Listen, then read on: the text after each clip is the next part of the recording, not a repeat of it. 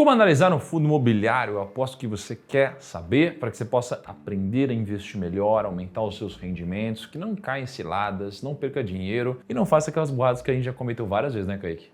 Não pode. Já perdeu muito dinheiro em fundo imobiliário, né? Tô velho pra ficar gastando dinheiro. Já deu, né? Já deu. Mas também já ganhou muito dinheiro em fundo imobiliário. Por que a gente ganhou dinheiro? Porque a gente estudou direitinho e analisou certo. Estudou direitinho, fez alguns bons acertos e hoje a gente está muito bem posicionado e eu desejo a mesma coisa para você. Então, antes de a gente começar aqui essa nossa, que vai ser uma aula, tá? Antes de a gente começar aqui, eu quero que você pegue papel, caneta ou notebook e clique no botão de curtir aqui embaixo e se inscreva no canal. Kaique, faz tempo que você não, com a sua autoridade, pede pra galera curtir. Inscreva no canal! Muito bom. Agora, se você não fez isso, vai dar problema para você, porque o Kaique que pediu. Então vamos lá, vamos analisar o fundo imobiliário.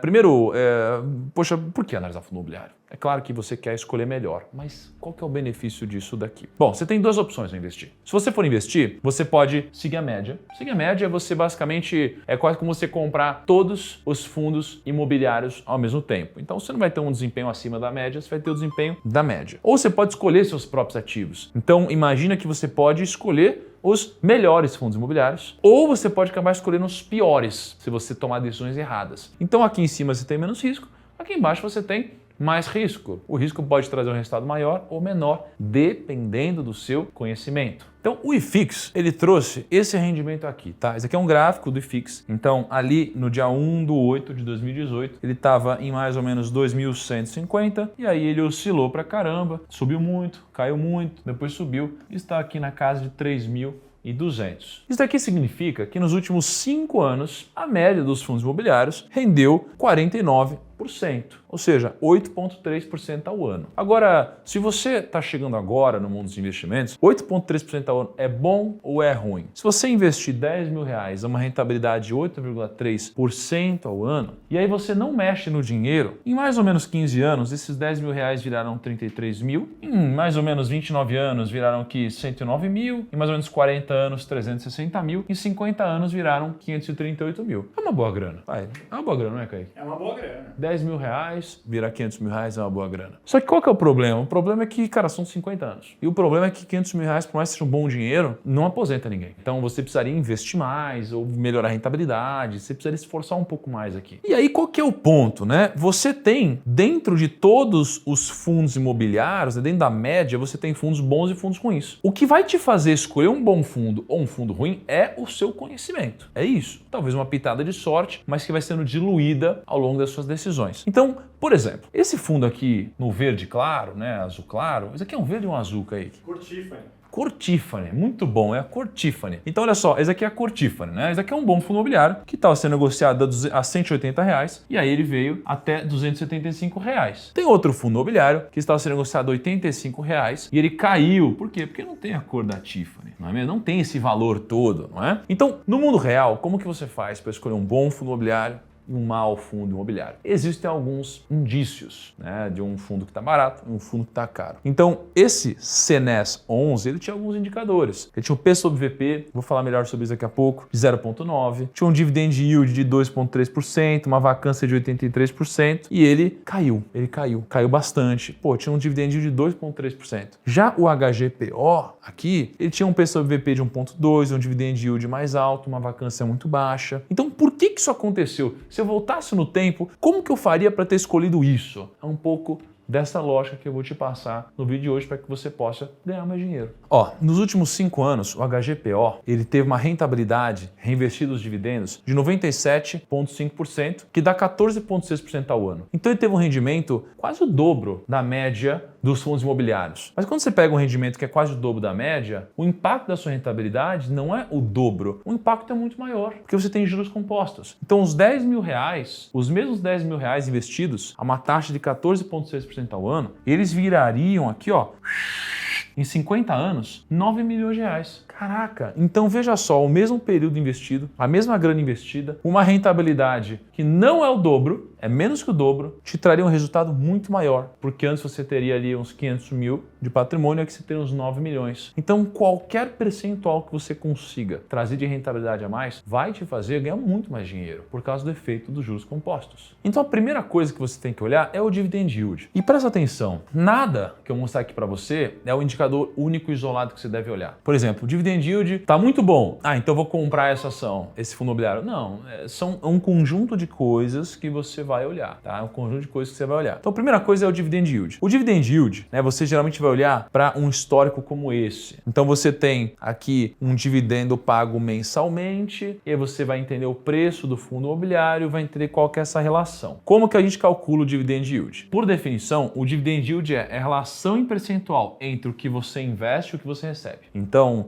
se eu invisto R$100 e eu recebo R$1 por mês, eu tenho um dividend yield mensal de 1%, por exemplo, né? Como que eu calculo isso? Vou pegar aqui o exemplo anterior, tá? O CPTS11, um fundo imobiliário que tem essas características. Pagou 89 centavos de dividendo, tem um dividendo por ação nos 12 meses de R$ 9,60. Vamos fazer os cálculos. Imagina então que esse fundo imobiliário teve um rendimento de 89 centavos e o preço desse fundo imobiliário está em 89 reais. Se você dividir um pelo outro, você vai ter 1%. Então o dividend yield mensal aqui, né, seria 1%. Agora, se você eliminar um risco pontual, e você deve fazer isso porque você tem um mês que tem uma rentabilidade muito alta, um mês que tem uma rentabilidade muito baixa. Então, se você for puxar aqui, ó, você vai ver que tem meses onde a rentabilidade é muito alta, por exemplo, R$1,20 quase, e tem meses onde você tem aqui, mais ou menos 30 centavos de rendimento. Então, se você calcula em cima de um único mês, vai dar problema. Então, você sempre dilui esse risco, né? Você diminui essa sazonalidade olhando para os últimos 12 meses. Então, é por isso que a gente deve calcular os últimos 12 meses sobre o preço da cota. E eu chego num dividend yield de 10,78%. Quanto maior o dividend yield, melhor, certo? Quanto maior, melhor. Então isso daqui é um dos indicadores que você deve olhar. Outra coisa que eu devo olhar é a vacância física. O que é a vacância física? Isso daqui significa o seguinte: imagina que você tem um imóvel, você tem lá um apartamento. Já aconteceu, Kaique, de você morar de aluguel? Sim. Já aconteceu de você deixar de pagar aluguel? Não. Já aconteceu de você visitar um imóvel que não estava alugado na sua vida? Sim. Então esse imóvel tinha uma vacância física, Eu né? fiquei sabendo que quando eu fui visitar, o cara tava 1 ano sem alugar. 1 ano sem alugar. E aí para ele é muito ruim isso, porque ele tem lá um apartamento que não está alugado, então ele só tem custo. Então não só ele deixa de receber o rendimento, como ele tem que pagar o condomínio, tem que pagar um monte de custo, né? Então a vacância física é ruim. Quando você investe num fundo imobiliário, se esse fundo imobiliário tem vacância física, é ruim. Então, imagina o seguinte, né? Você tem aqui, por exemplo, uma carteira de fundos do PVBI11, que é um fundo imobiliário. Então, olha só, Park Tower, que é um dos ativos que tem lá, o Park Tower é esse daqui, ó, tá vendo esse prédio bonitão? Então, é um prédio bonitão, espelhado, né? Esse imóvel aqui, ó, não tem vacância física, todos os andares são ocupados. Tem o FL 4.440, ó, esse daqui, ó, 0% de vacância, tá tudo alugado. O Union Faria Lima, também, ó, tá tudo alugado, 0% de vacância. Mas você tem esse daqui, ó, Vila Olímpia Corporate, cara, 22% de vacância. Isso aqui significa que você tem, supondo que existam 100 conjuntos comerciais, é como se você tivesse 22 conjuntos que não estão alugados. E aí é preju. Se esse fundo imobiliário aqui tivesse 0 de vacância, ele teria mais grana, seria melhor para você que é cotista. Então, o que é a vacância física? É a área que está vaga em relação à área total de imóveis dos quais o fundo imobiliário tem participação. Como que você calcula isso? Você pega a área bruta locável, então imagina o total, soma todos os conjuntos, tudo que tem para alugar, dá 48 mil metros, por exemplo. E aí você pega o espaço vacante, que é 22% de 10 mil metros de 368. Então você tem aqui, ó, 48 mil metros no total para alugar. Esse imóvel aqui, ó, o Vila Olímpia Corporate, tem 10 mil metros e 22% deles estão desalugados. Então, do total dos 48 mil, eu tenho 22% de 10 mil, que dá 2.281, que está vacante. Então eu vou fazer um cálculo. Eu vou dividir esse número pelo total. Então espaço vacante sobre a área bruta locável, que a gente chama de ABL, vai dar 4,6%. Então, esse fundo imobiliário, ele tem uma vacância física de 4,6%. E a taxa de vacância é um dos principais indicadores de fundos imobiliários, porque as taxas baixas significam inquilinos pagando aluguel e mais proventos caindo na sua conta. Então, se você tem uma vacância de 0, tudo ocupado lá. Tem uma vacância alta, putz, perigoso porque você tem custo. Então, quando você for escolher um fundo imobiliário, procure um fundo que tem baixa vacância. Só que você tem uma outra coisa chamada vacância financeira. Porque às vezes você pega lá, você está no imóvel, mas você não está pagando. Então, você está ocupando espaço, mas você não está pagando financeiramente, né? O dono não está recebendo. Então, a vacância física é 0, mas existe uma vacância financeira. Então, pensa nesse fundo aqui, ó, o HGLG11, um dos fundos mais tradicionais do mercado. Ele tem 3,8 bilhões de valor de mercado. Tem um dividend yield de 8,2% e tem uma vacância financeira de 11,7%. Então, você tem gente que está lá e não está pagando. Geralmente é uma empresa que está para quebrar, é uma empresa que está com um problema de fluxo de caixa. Isso aqui é ruim, porque talvez você nunca veja esse dinheiro como cotista, né? Então, imagina o seguinte, ó, se o dividend yield desse fundo é 8,2%, olha o impacto de ter 11,7% de vacância em cima disso. Imagina que eu vou pegar então aqui a renda anual do fundo imobiliário, que atualmente está em 8,2%, e eu vou pegar a vacância financeira, que é 11,7%. Então eu vou pegar basicamente 100% vezes 8,2%, que é o total da renda que a gente recebe, sobre 100% menos a vacância financeira. Aqui a gente vai chegar em 9,28%. Significa que se esse fundo imobiliário não tivesse vacância, a gente receberia 9,28% ao ano, mas a gente só recebe 8,2%. Por quê? Porque tem inquilino que não está pagando, tá? Então isso daqui joga os indicadores para baixo e faz o investimento ficar menos atrativo. O que também pode ser um indicador, caso você tenha uma percepção de que esses inquilinos vão começar a pagar, caso o gestor te dê bons indicativos de que isso vai acontecer, porque aí você pode entender que o dividend yield vai aumentar. Imagina o seguinte, você tem um prédio, Kaique, aí você aluga esse prédio para uma empresa só. Isso é bom ou é ruim? Na parte de gerenciar deve ser mais fácil, porque sempre alugou para uma única pessoa. Perfeito. Só que, cara, se essa empresa tiver algum problema, o seu risco está muito concentrado Por exemplo, também. se ela não pagar, a vacância é muito maior. É 100%. 100%.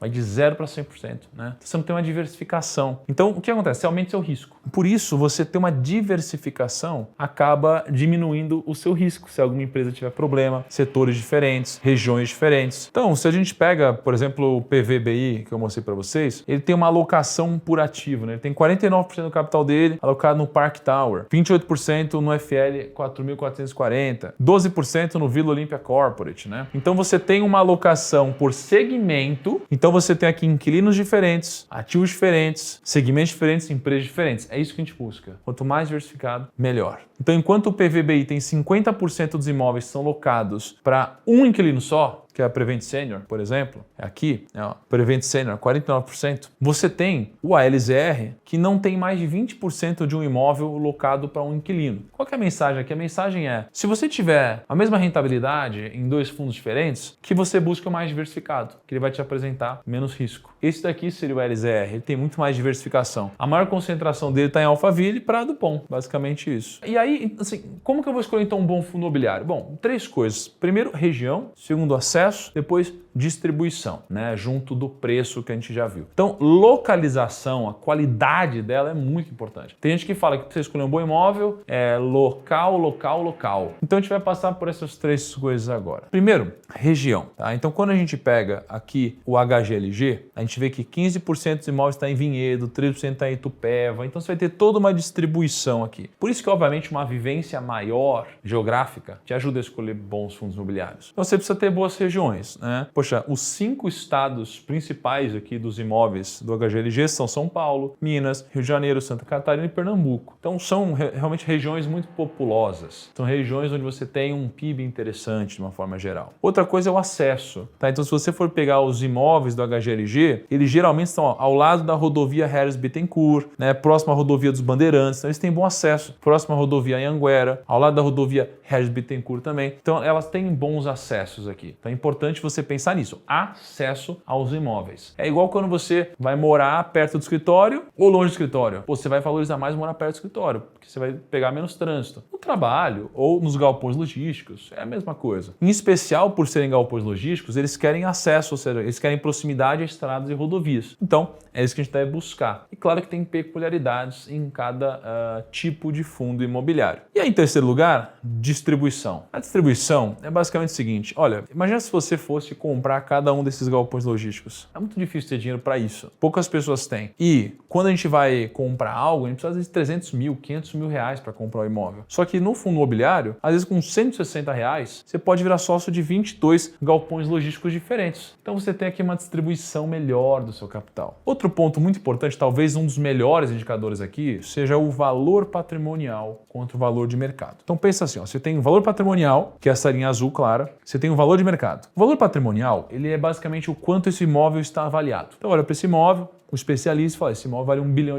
O valor de mercado é o quanto que as pessoas estão negociando esse imóvel no secundário. Quando o valor patrimonial está maior que o valor de mercado, você fala assim, cara, peraí, tem oportunidade aqui. Eu quero comprar um ativo que vale R$1 bilhão por 500 milhões. Então esse indicador, ele é muito importante. Como que a gente calcula ele? Basicamente eu vou pegar o valor de mercado do fundo imobiliário, por exemplo, R$81. Eu vou pegar o valor patrimonial por cota, que seria, por exemplo, R$91. Quando eu calculo um sobre o outro, nesse caso vai dar 0,89. 0,89 significa que ele é abaixo de 1. Quando ele é abaixo de 1, ele é bom. Quando ele é acima de 1, geralmente ele está mais caro. Não significa que é sempre caro ou barato, porque às vezes você vai estar disposto a pagar mais em algo que tem mais qualidade. Você vai topar pagar um pouco mais do que vale. Ou você vai acabar colocando um pênalti em algo que você acha que vai decair de valor. Então, geralmente, abaixo de 1 é melhor, acima de 1 é pior. E aqui eu coloquei uma tabela para a gente poder fazer alguns comparativos. Então, quando você faz a sua análise, você geralmente vai chegar em algo parecido com isso em algum momento. Então, você vai colocar todos os fundos imobiliários que você gostou, o dividend yield deles, a vacância física e financeira, concentração e valor patrimonial. Pelo menos você vai colocar isso, né? Então você consegue ver, por exemplo, que o MXRF tem um dividend yield maior do que o PVBI. E você vê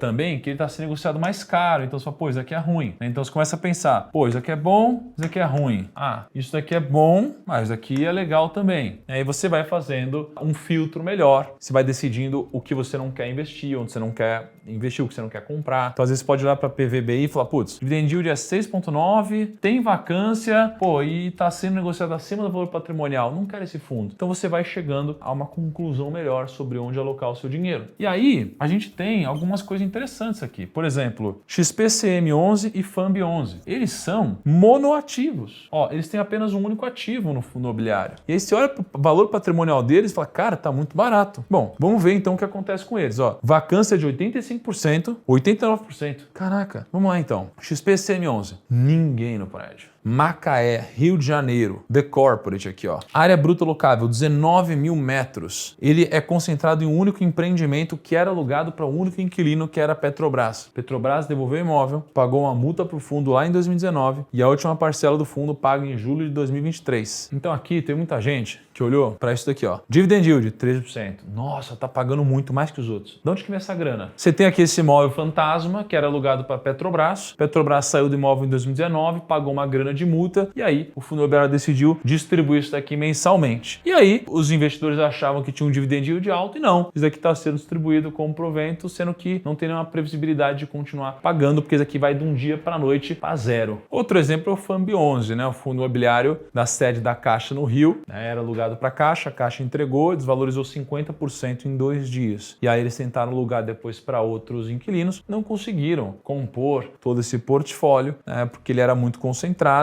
E aí, o que aconteceu? As cotas desabaram, o fundo está destruído e você tem aqui um universo fantasma. O que, por um lado, é muito ruim. Por outro lado, pode ser uma oportunidade também. Só que não tem os bolas de cristal. Por isso que o importante não é a gente olhar para ele hoje, mas olhar para ele antes, quando ele tinha um único inquilino. Para você entender que existe um risco muito grande que você corre ao investir num fundo imobiliário que tem um único inquilino. O que a gente viu então? A gente viu que o preço sobre o valor patrimonial é importante, o dividend yield é importante, a vacância física, a vacância financeira são importantes, a distribuição, localização, região, acesso são importantes. Tome muito cuidado com monoativos, coloque tudo isso numa tabelona e use como filtro para que você possa melhorar um pouco o seu processo de decisão, para aí sim você se aprofundar na análise. E é que isso aqui te ajude a investir melhor em fundos imobiliários, porque eles podem ser ótimos investimentos ao longo prazo. Aliás, um recado também para vocês é que está chegando a Black Friday da FinClass. No único dia, durante 24 horas, você vai poder acessar a maior plataforma de educação financeira do Brasil por 50% de desconto. Só durante 24 horas. Então clica no link aqui de baixo para você assinar a FinClass no dia 24 por R$ 29,90. R$190 por mês. Aliás, às vezes é difícil você fazer esse trabalho aqui sozinho. Na Finclass, você tem um analista de fundo imobiliário que já fez esse trabalho com muito mais profundidade para você, te ajudando a escolher os melhores ativos e te entregando as recomendações também para te ajudar no processo de decisão. Clica aqui no link embaixo. Até o próximo vídeo. Tchau!